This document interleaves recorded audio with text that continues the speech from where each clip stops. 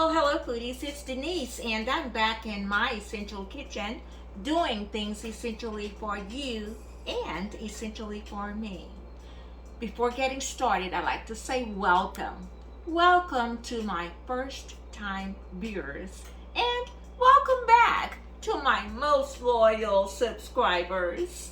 Please like, please share, and please comment on what I'm about to display here today. I'd love to make you an intricate part of my foodie family where we can indulge ourselves in this good food. Today, foodies, I am making my bucket list dream come true right here on YouTube. It's my utmost desire to make everything from scratch that I eat. Even though, golly gee, I don't know what's going on. I've picked up at least 10 pounds in the last 2 months. I'm just eating so much of my good food. I don't know what's come over me. But anyway, it's going to balance out, and I feel confident that it will, because I'm eating pretty good, except I may be overindulging in pasta a little too much. But today, I am going to make bread. It's everyone's favorite. I mean, it is, and I've been indulging in some store-bought bread, but I don't know what it is, but we're going to try our own homemade bread in our bread maker. This will be my first experience using it, even though I've had it for some time.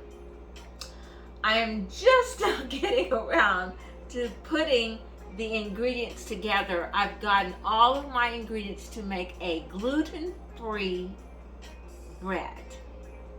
And I feel very confident that it's going to come out perfectly. And I want to share it with you foodies. So, let's get started. I've already got her set up. The menu is set on 1.5, which is 1.5 pound gluten-free bread with medium crust, medium brown crust. There was light brown, medium brown, and dark brown. And so I'm going to go for the medium brown. I hope it's dark enough, because we'll see. But we'll see, okay? And I've got her set up for, let's see, those measurements. So we're going to start out with 1 cup of milk. I'm going to pour it directly into the bread maker. 2.5 tablespoons of olive oil.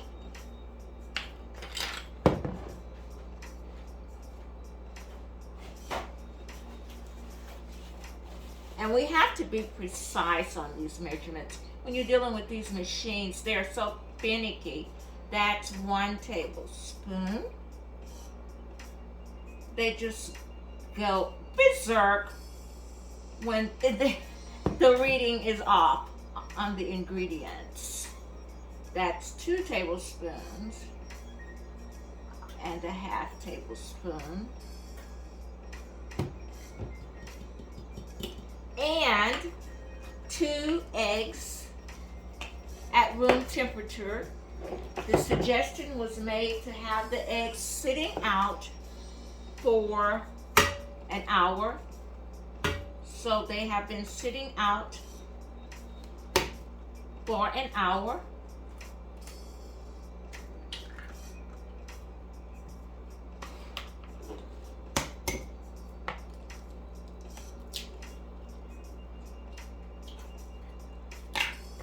And 2 tablespoons of honey, and we cannot substitute. This recommendation was do not substitute any other sweetener for the honey. It has to have the honey. That's 1 tablespoon, and this is the honey I'm using. I'll turn it upside down when I'm done.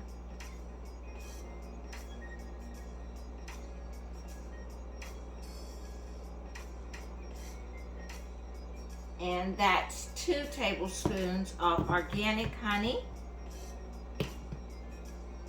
And there we go. Next up is 1.5 teaspoons of cider vinegar. So I've got my teaspoon here. So that's 1 teaspoon and another half teaspoon.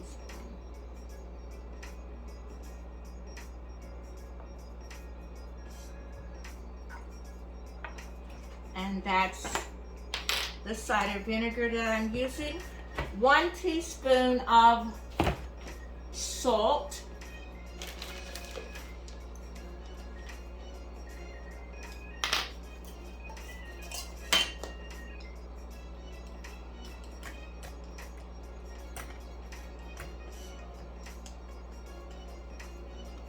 One teaspoon of salt. And in a bowl, I'm going to add a little bit over, it's 0.5 to 4 cups of rice flour.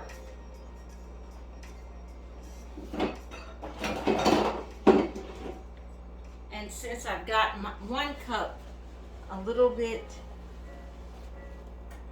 wet, I'm gonna get another cup and scoop up 0.5 to 4, so 0.52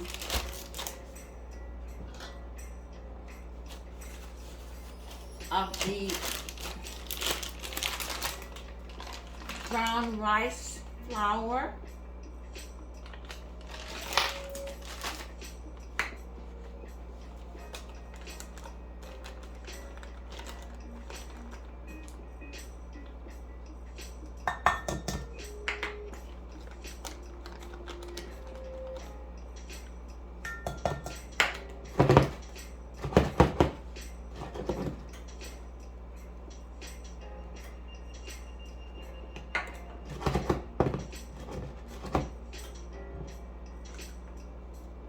I just love doing this, foodies.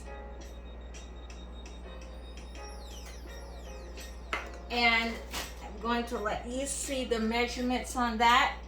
That's a half cup right here. I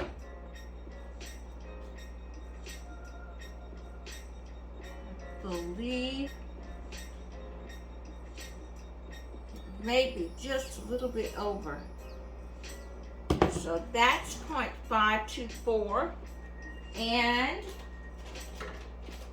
the next ingredient is potato starch. And here we go. Potato starch, and it calls for 0.764, so that's definitely going to be nearly 3/4. Actually, I'm probably going to be 3/4 and a little bit over 3/4. of a cup. 0.7. 64.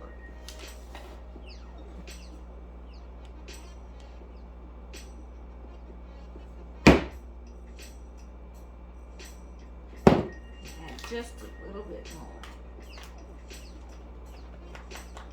Get as accurate as possible. So that's about 3/4, a little bit over 3/4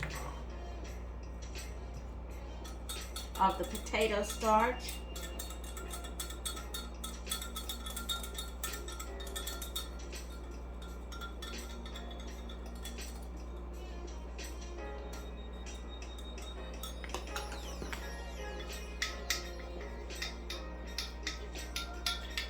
Very fine, so it's sticking to the cup really. And the psyllium husk is what I'm using instead of xanthan gum. I'm using psyllium husk, and it calls for 8 teaspoons of the psyllium husk.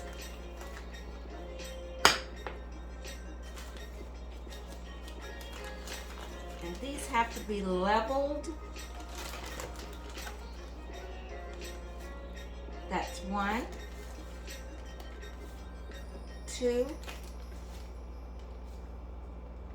3, 4, 5, 6, 7, and 8.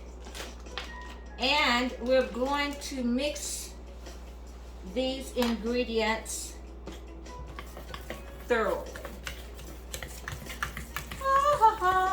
Yes, we are going to mix these ingredients thoroughly. And this is one of the best mixers that you can use by hand. It just gets right in there, and it's very thorough.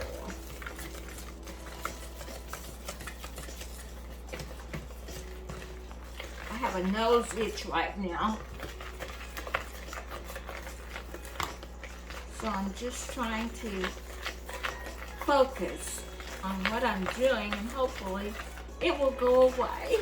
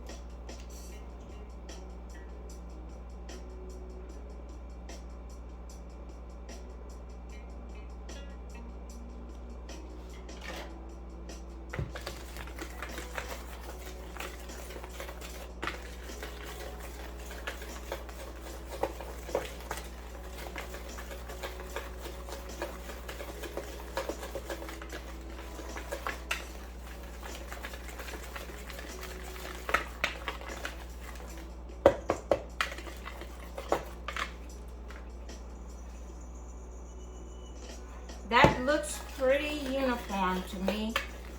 Looks like it's mixed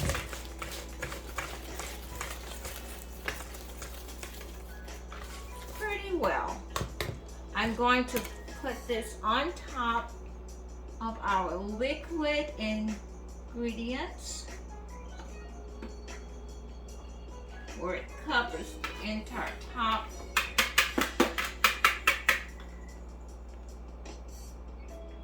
I'm going to open a little hole in the center, and I'm going to place our active yeast right in the center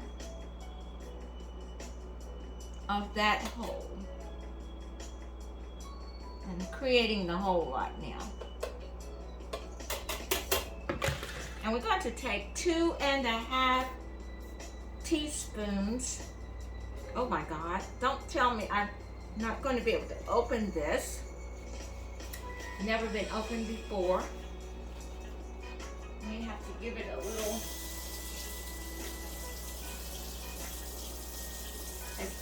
In times like this is when I really want one of those jar openers, because I am not very good at twisting these new bottles. They're so airtight. They are airtight. And you can't get water on yeast. It can't be done.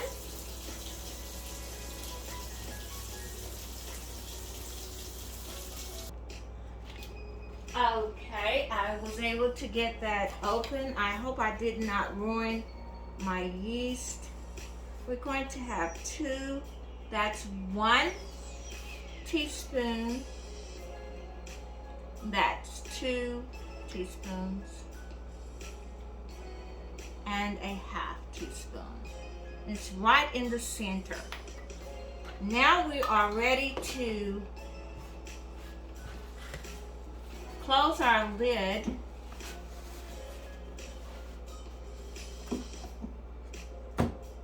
and start.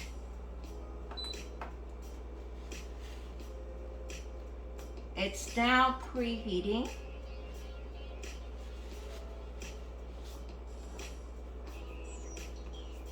And it says remaining 2 hours and 14 minutes. So foodies, I will most likely come back after the bread has baked, and it bakes inside of this contraption here, and I will show the finished product in another separate video.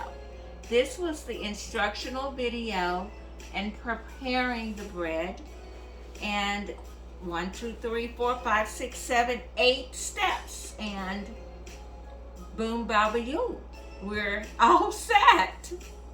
So we're looking for a beautifully baked bread. That's what we're looking for in 2 hours and 14 minutes. So what do we do here at Denise's Essential Kitchen? Yes, we eat to live. Thanks for watching, foodies.